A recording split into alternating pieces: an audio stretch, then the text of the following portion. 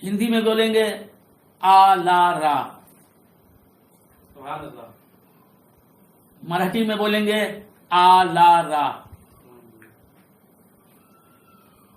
اسی طرح میں سمجھتا ہوں کہ ہندوستانی تمام زبانوں میں بولیں گے تو آ لا را ہی بولیں گے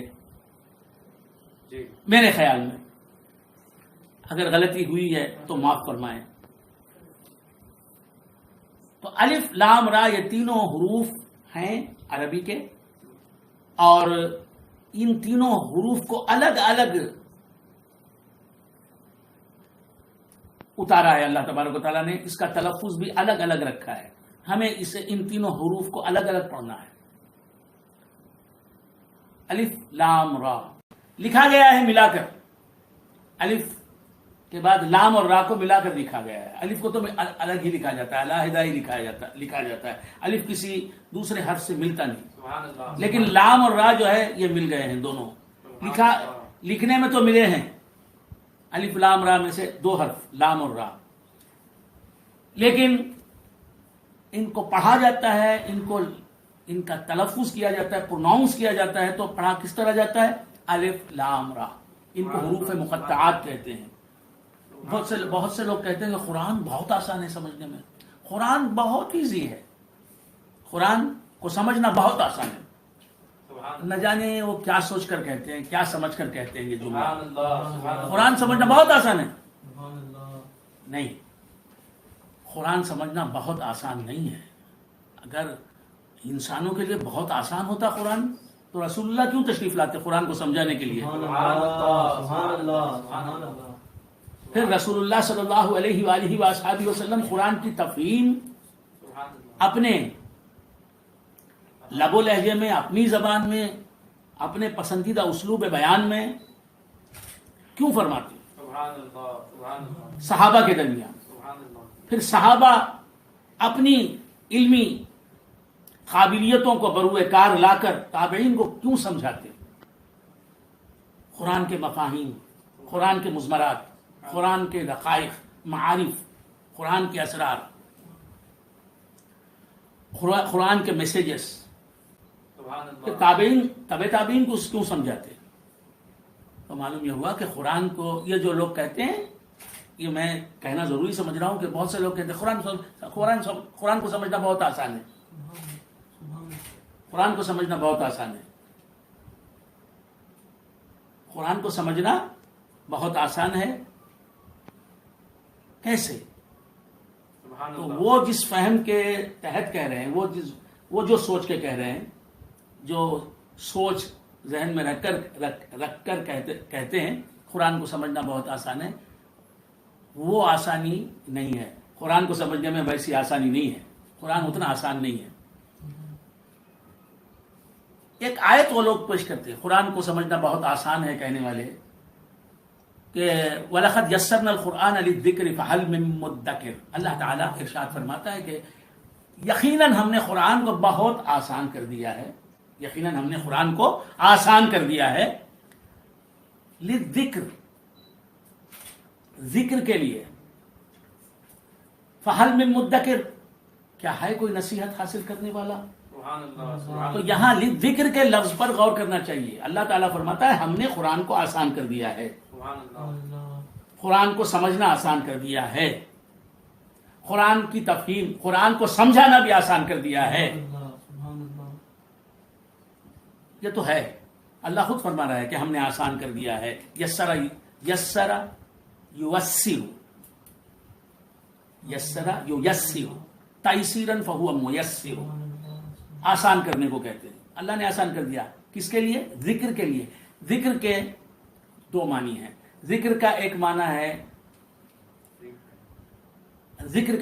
ہے نصیحت حاصل کرنا. تو نصیحت حاصل کرنے کے لیے قرآن بہت آسان ہے. کہ قرآن کے مفاہیم ایسے ہیں کہ سنتے ہی نصیحت حاصل ہوتی ہے.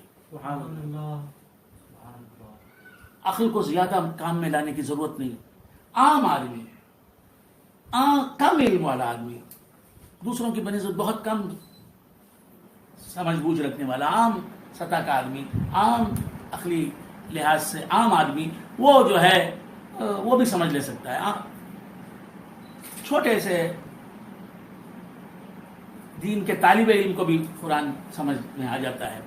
قرآن میں جو نصیحتوں کا پہلو ہے، قرآن میں جو عبرتوں کا پہلو ہے، تو نصیحت جو قرآن پیش کرتا ہے اس نصیحت کو سمجھنا آسان ہے. اور قرآن میں جو امر و نواہی ہیں، اوامر و نواہی ہیں، dos and not to dose,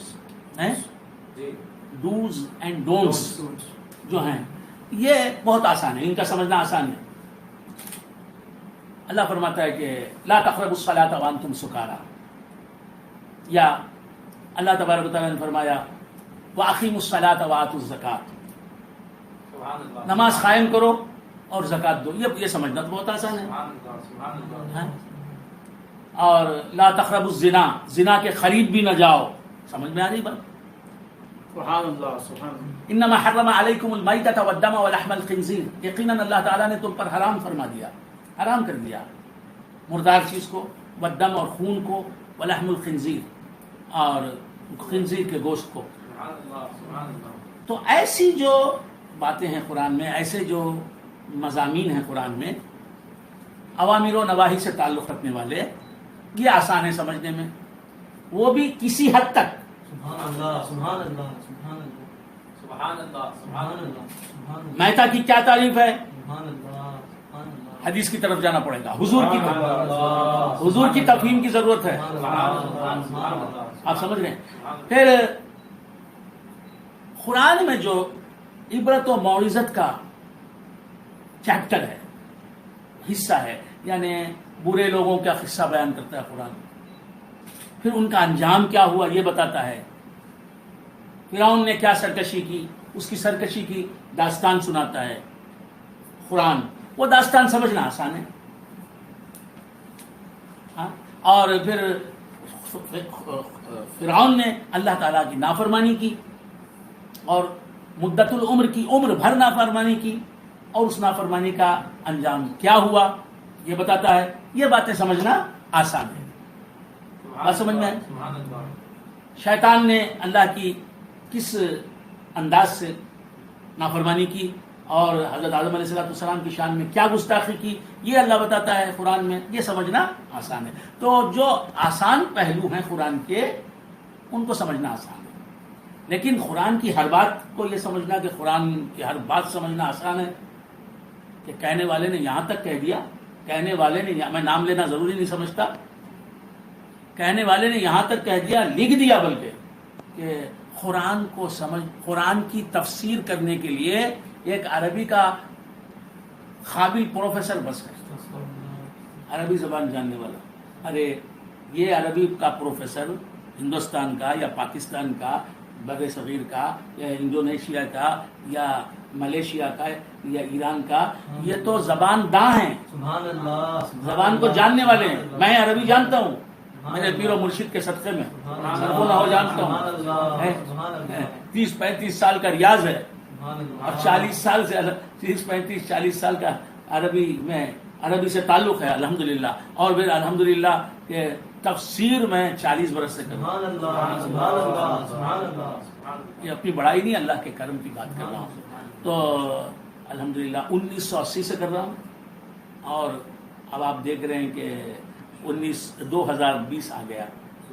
اللہ تعالیٰ کام لے رہا ہے اور لے ہم سے، اور ایسی تفسیر کروا لے جسے تفسیر عامری کہنا جس کے لیے مناسب ہو.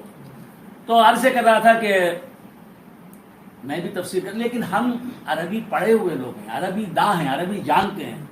ابو جہل تو اہل عربی تھا، عرب تھا،